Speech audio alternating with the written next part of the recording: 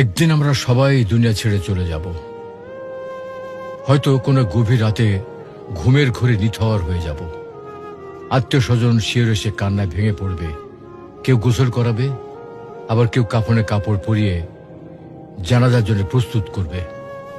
সবশেষে কবরের মাটিতে শুয়ে দিয়ে সবাই একে একে বিদায় নেবে।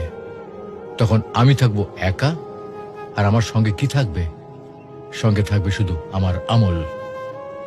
কবরের অন্ধকারে মুনকার নাকির এসে প্রশ্ন করবে, তোমার রব কে? তোমার দিন কি? তোমার রসূল কে ছিলেন? এই প্রশ্নের উত্তর দিতে পারবো আমরা? আমরা দুনিয়ার মোহে এতটাই বিভোর যে মৃত্যুর কথা ভুলে গেছি, অথচ জীবন ক্ষণস্থায়ী। আজই সময়ে প্রস্তুতি নেওয়ার, নিয়মিত সালাত আদায়, আল্লাহকে স্মরণ এবং পাপ থেকে দূরে থাকা, আর এগুলি হচ্ছে